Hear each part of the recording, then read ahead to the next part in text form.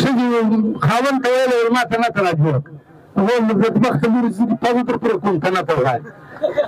کرنل میجر ته خواست نه چې کرنل میجر ته به لیکه کشه اتمه ورځ چې دا دس دی چې د ورځې سل لکه ګیلمن پر دا ځای ولې په والله که درته ووایم چې زنده‌باد دراوالا خو تا ولې وایي ابینندن پایلټ د لوړ جهازه سره دې وړي وي هلته خو موږ ستا غیرت ولیدو او ښه زوروره جامه ترې وکړي دوتبتي چای دې پرې وکړي په عزت باندې دې رخصت ستا هغه غیرت هم موږ ولیدو د کمیو جرګه نه ده دا د اعلامیو جرګه نه ده چې بس پلاني پارټي مشران رالو تقریر یې وکړي لاړو یا دا به پرېکړه کوي دا به فیصله کوي پي ټي ایم پښتونستان غواړي پي ټي ایم لوی افغانستان غواړي لالا شی نه غواړو پښتونستان چیرې دی لوی افغانستان چیرې دی چې ما یوه خو ژوندی پرېږدي پي ټي ایم دا وخت صرف د کام دپاره ژوند غواړي دا وخت صرف د کام دپاره عزت غواړي دا نورې خبرې باد کې دي موږ تر اوسه خلک ژوندي نه پرېږدي ته به کاټ کې نن به هم یې پایار کاټ کې مګر په دې خپل ګریوان کې وګوره او پولیس والا تا ته وایو لیویز والا تا ته وایو انکار ورته وکړه د دې اف آی آر دا مظاهره دا ځوانان ستا دپاره راوتلي دي نن ستا به جنازه ته ولاړ دي حالانکې په کار خو دا وایي چې ته تنخوا زما د حفاظت دپاره اخلي چې ته به زما حفاظت کوې مګر افسوس خبره نن ته وژل کېږي نن زه در باندې ژاړم زه در باندې راوتلی یم انکار وکړه لکه سیندي پولیسانو چې وکوي شین پولیسو لیویز ته هم په کار دی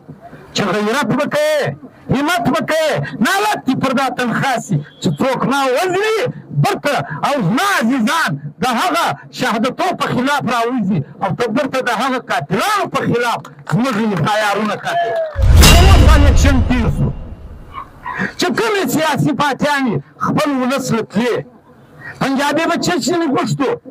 ول پلانی ځای دې موټروې نه ده را جوړ کړې صفا اوبه راکړه زما بچانو ته لیپټاپ راکړه سیندي نور دغه شیان غوښتو د کراچۍ اردو سپیکینګ دغسې د 21مې صدۍ د جدید زمانې شیان یې غوښتو یوازې موږ بدبخته کام و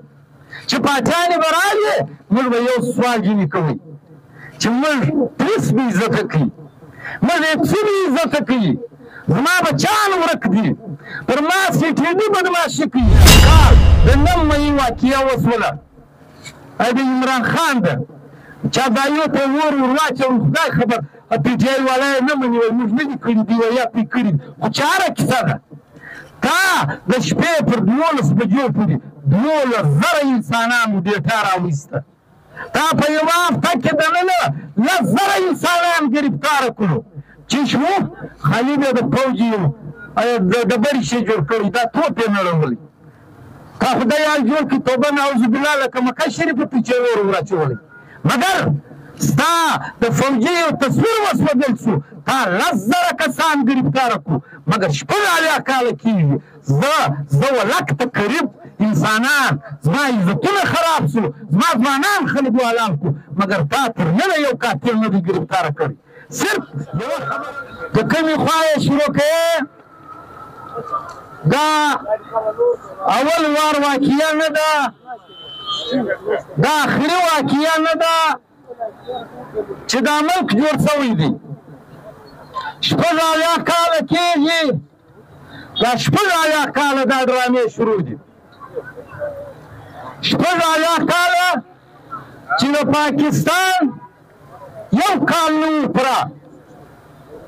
2 ورځې او یوه کال ته پاته وې پر 12 اګست 1948 باندې چې په باره په خیبر پښتونخوا کې د بابړې واقعه وسوه چې په سلګونو پښتانه شهیدان شو یعنې د پاکستان د جوړښت یو کال نه و پوره پاتې په سلګونو د ځوانانو مړو د دې تابوتونه یا لاشونه حواله کړو د هغه ورځې نیولې بیا تر پروند واقعې پورې چې څه واقعې په پاکستان کې شوي دي څه د دهشتګردۍ واقعې شوي دي په دې کې په زرو انسانان پښتانه شهیدان شوي دي او تر دې بیا د افسوس خبره دا ده چې په دې شپږ اویا کاله کې تر ننه پورې یو قاتل نه دی ګرفتاره سوی. موږ د ریاست د موږ پښتنو خلاف یو پروپاګاندا شروع سوې ده. بیا د دې مات په دې چې زموږ ځینې پښتانه هم د دا پروپاګانډې شکار دي چې دا څوک د دې دهشتګردۍ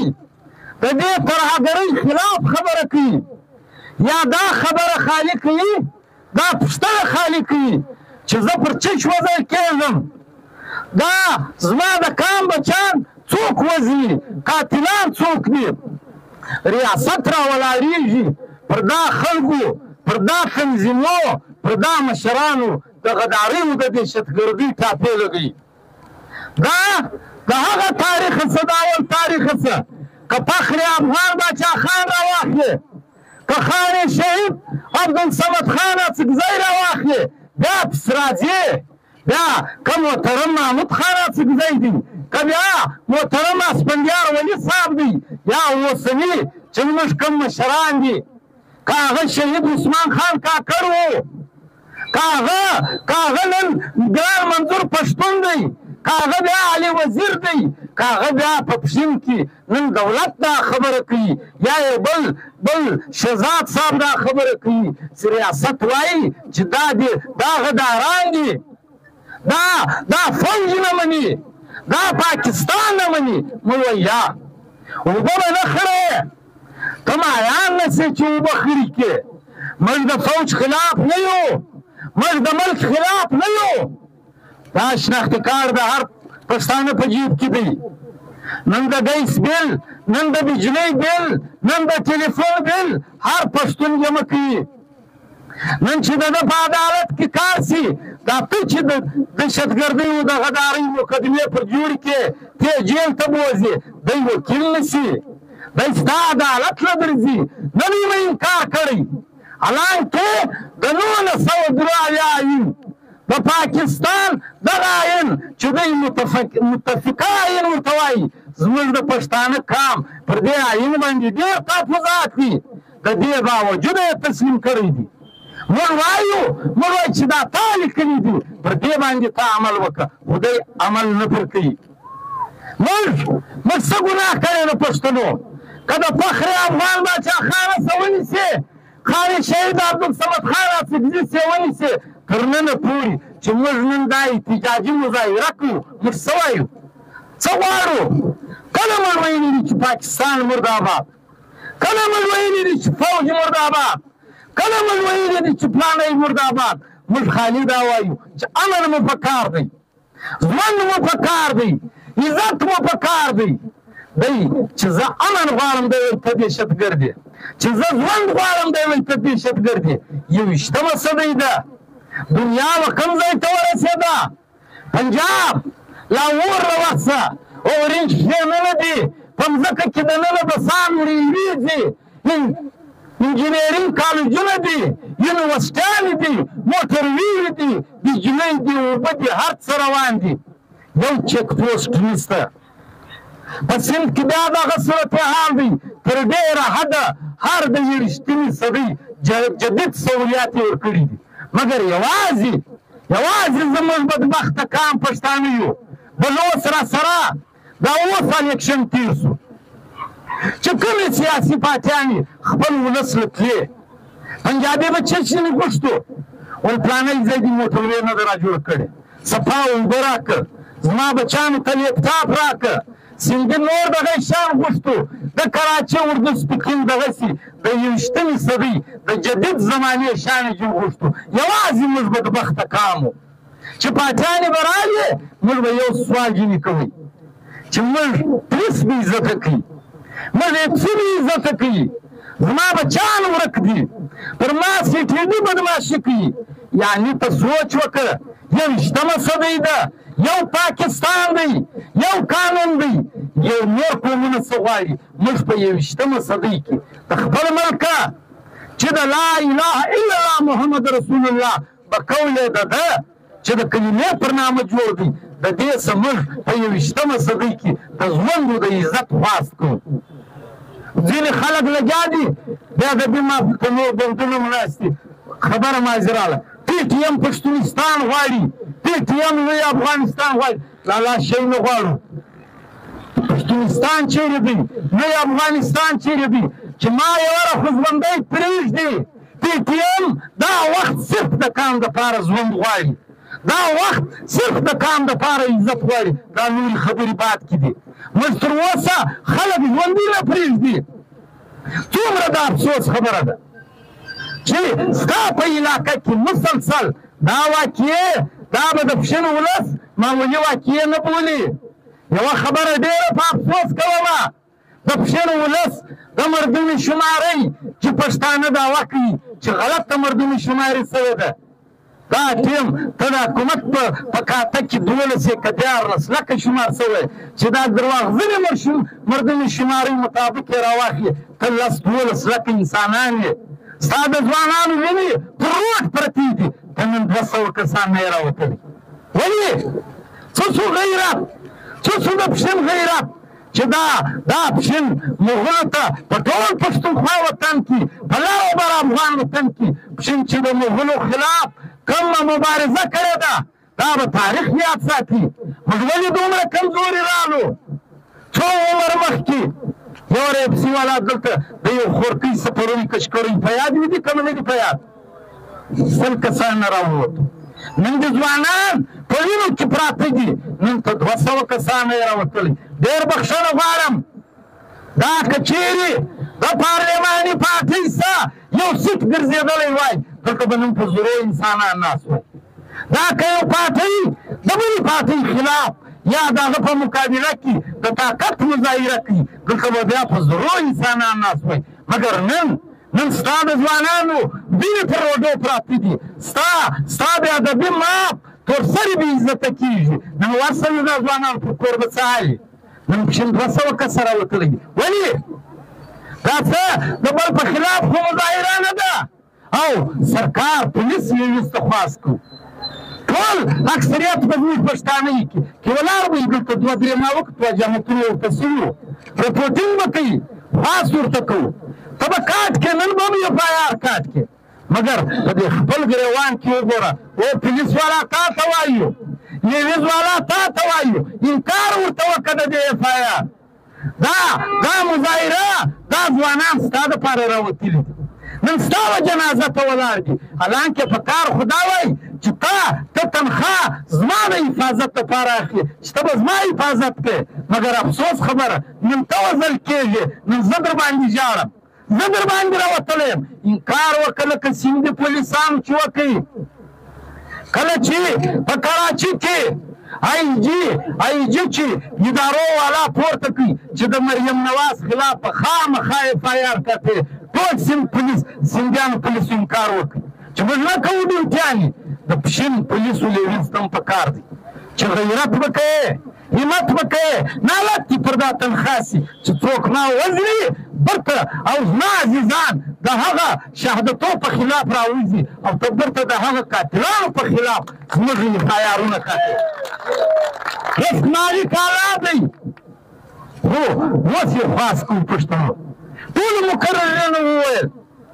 دا 80 کاله موږ ته مشران دغه وایي چې پر موږ ظلم کېږي، پر موږ زیاتوب کېږي. موږ بار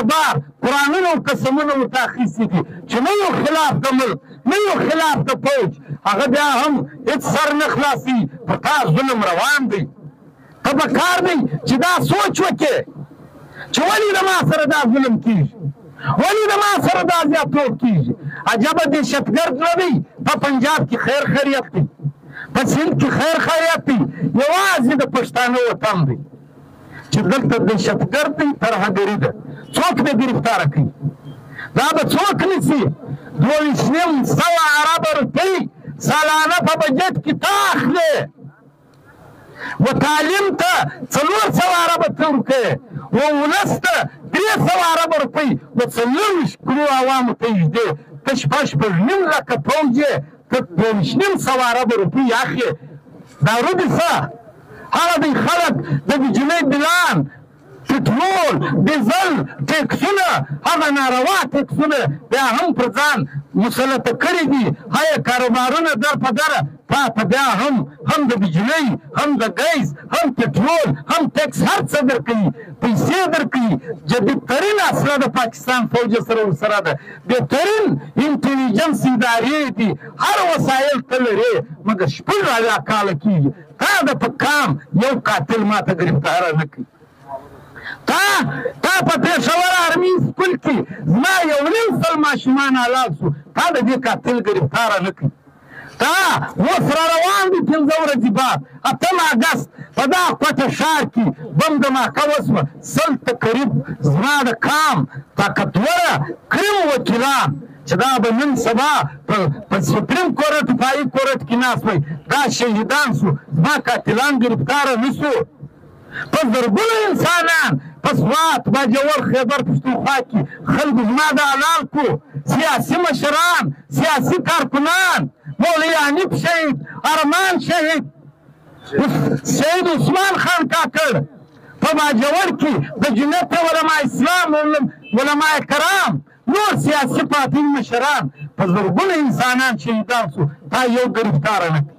داسې نه دي چې ته کمزوری کله چې تېر کال د 9 مې واقعه وسوله د عمران خان ده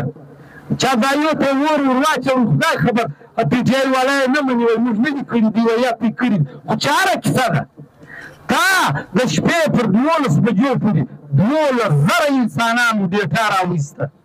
تا په یوه هفته کې دننه 10,000 انسانان ګرفتاره کړو چې شمو خالي بیا د فوج یو د ډبرې شی جوړ کړی دا توپ یې نړولی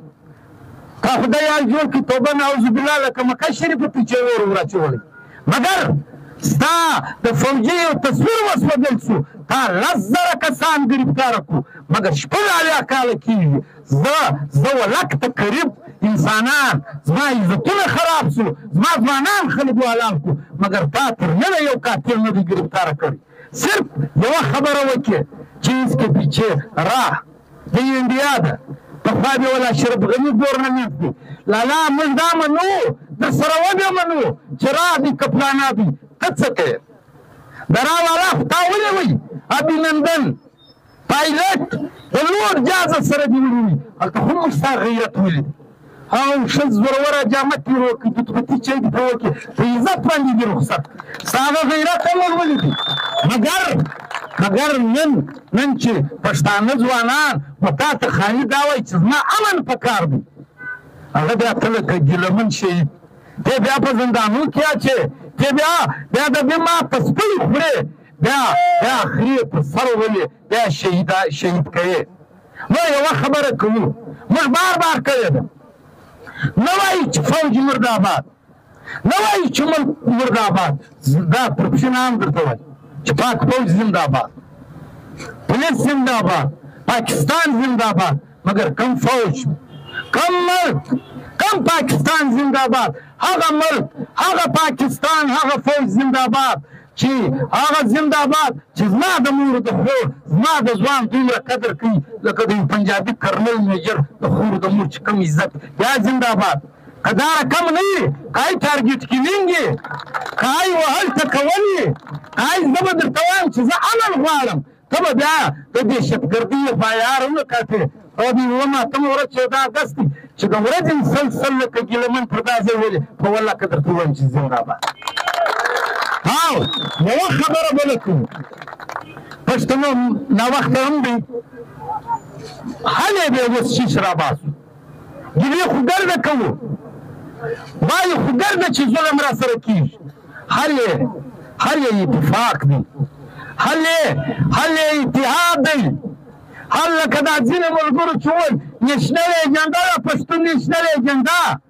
اوس هلته ګران منظور خان پښتون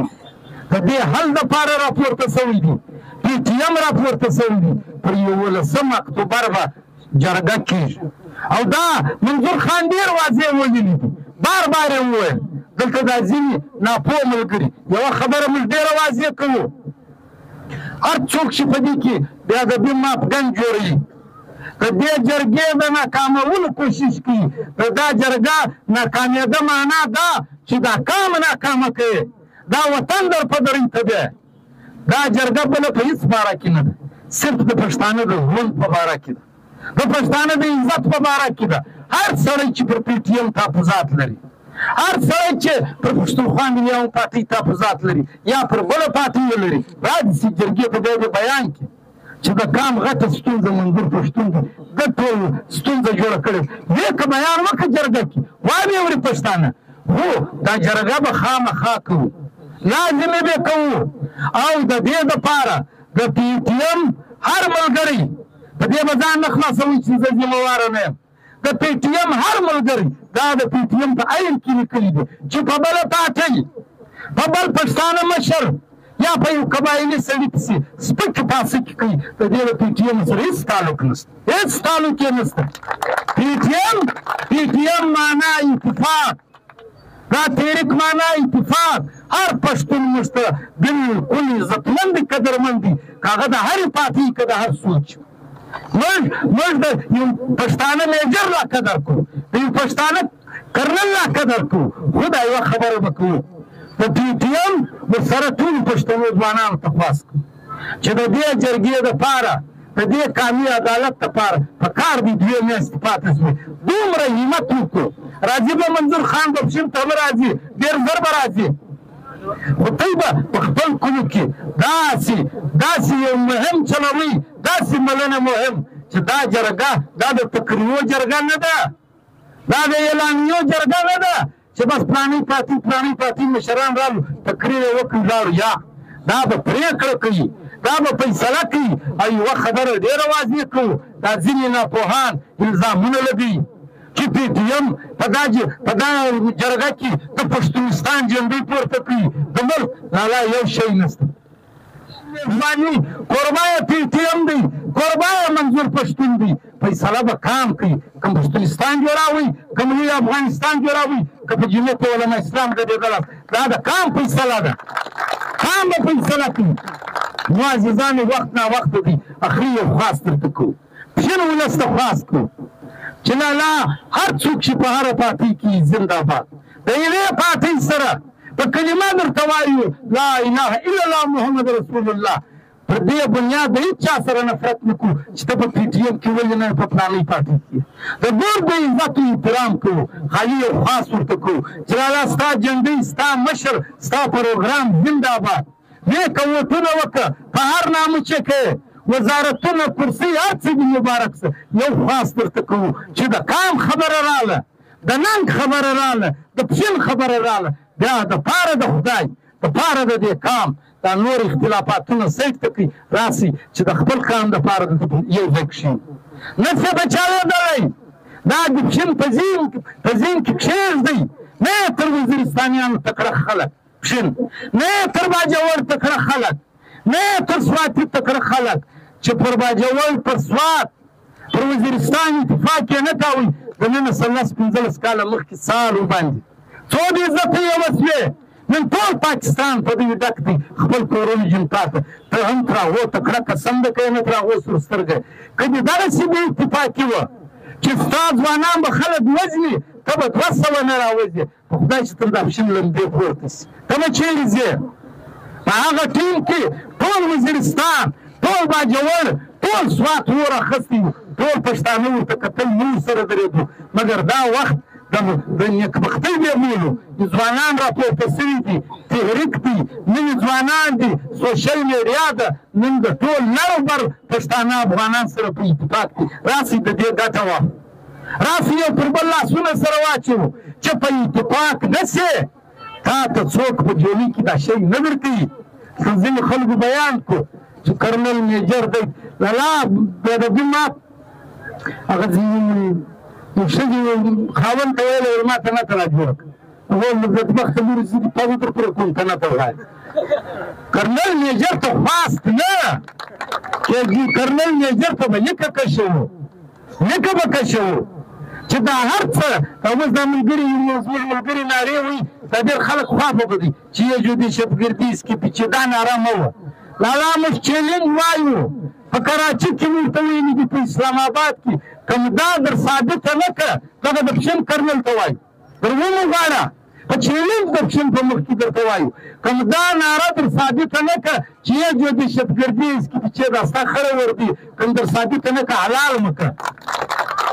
دا به در ثابتوي او ته چې کوم الزامونه پر موږ لګې چې غداران یاست پرانیستي فنډ را روان دي که دې بیا دا ثابته کړو بیا مو حلال خو خبره دا ده نه په جذباتو کې و چاته سپکې خبرې کړو وچ کلک د کام د ښه سباوون دپاره د کام د ژوندون دپاره د کام د عزت په خاطر دا ځوانان راپورته شوي دي د پښین ولس به همت کوئ ګران منظور خان ډېر په نږدې شپو کې پښین ته را روان دی د جرګې په حواله ډېر غټ پراخ پروګرام به په دې پښین کې جوړوو په ټولې ضلعې کمپین به کوو ټوله ضلع به په دې پښین کې ورته غونډوو چې دی د دې جرګې دعوت راکړي بیا به دا دعوت د پښین خلک قبلوي او د هغوی په جرګه به بیا که خدا کول په غټ تعداد به ځو